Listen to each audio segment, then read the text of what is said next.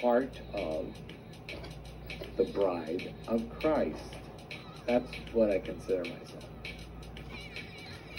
And I say bride of Christ because I like that term, because it suggests to me that people have done enough in their life where they've their love has really been tested to stay true to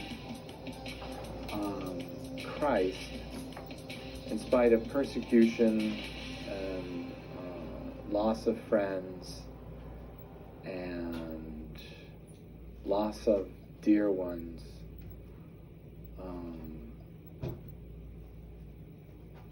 To have that life in me that really gives me comfort when really there's nothing comfortable at all about what I'm currently going through. I don't want to tell you my woes, but there's just, in my whole life I've never experienced anything like it.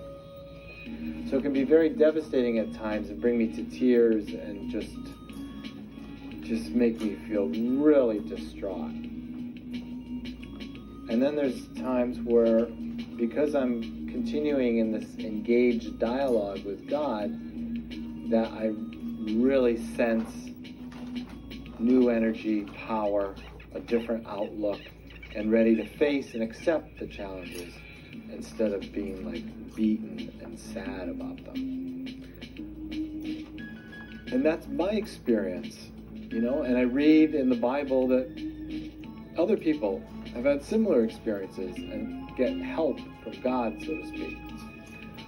And then you look around in your life and you see other people being helped by God. And then you just sort of have to ask yourself, well, maybe I should check that out, because they look really happy and they look really energetic, and I know how they used to be, and they're not like that anymore at all. They're very happy, and not that they are always smiling, because they're human, but they really seem to have like this inner drive and this inner strength that I just can't quite identify. And that's the Spirit of God in Jesus. Now, can you have the Spirit of God outside of Jesus? Oh, Karen, you had to ask me that, didn't you? I don't know. Okay, that one I'll say I don't know. My hair is a wreck. What happened? Okay.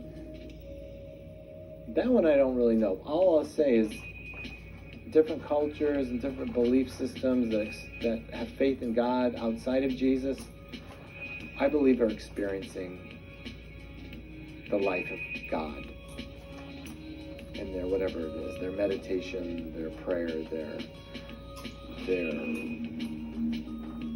behavior, and their life choices. They experience the life of God. Because I believe that God is not going to withhold his beauty and his majesty and glory and intelligence, creativity, adventurousness, power, love, humility. He's not going to withhold that from someone who's able to receive. But to actually know who the Savior is and have communication with the Savior and have the Savior get back to you on something in case you're on the other line.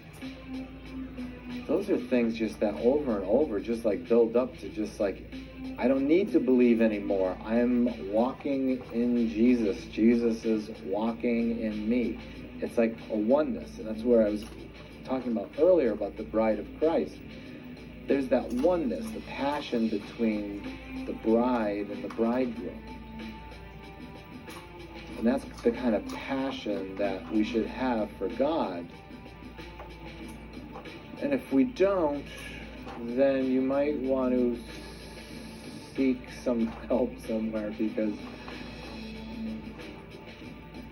there's nothing like being filled with love for others when there's no reason that you should be loving them.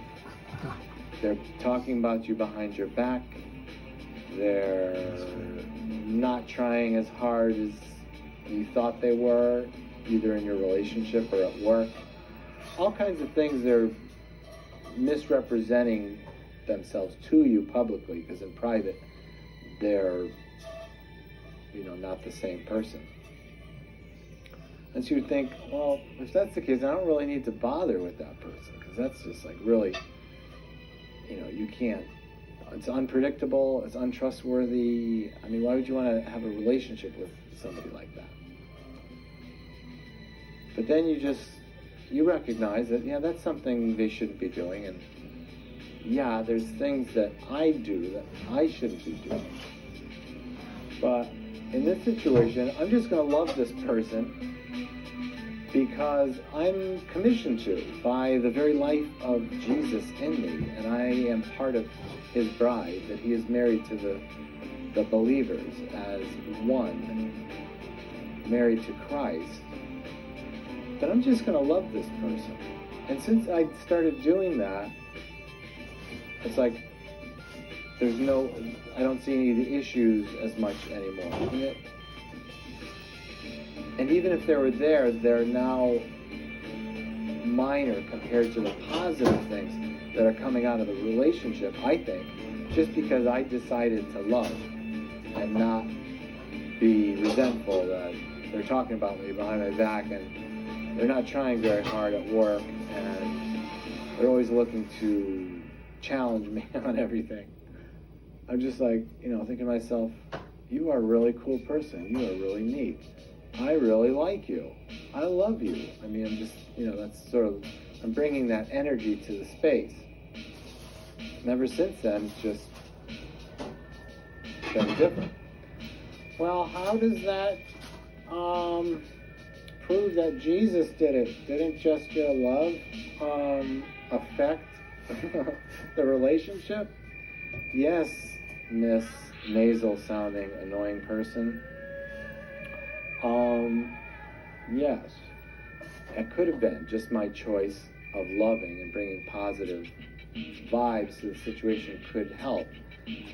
But I'm just telling you, inside, what prompts me to love them is my faith in Jesus, who I feel is present with me.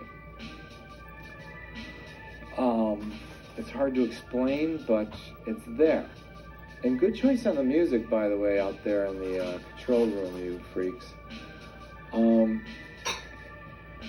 So, you only have 18 minutes left to put down the burrito and give me a call. Let me know what kind of challenges you're facing, what kind of challenge you may have met and successfully moved on to something else. We'd love to know how it is that you're able to meet those challenges, and also if there's something you want to talk about that's currently going on with you. It could help us just to know that you are finding source and life and support in some way that's helping you face a particular challenge right now in your life.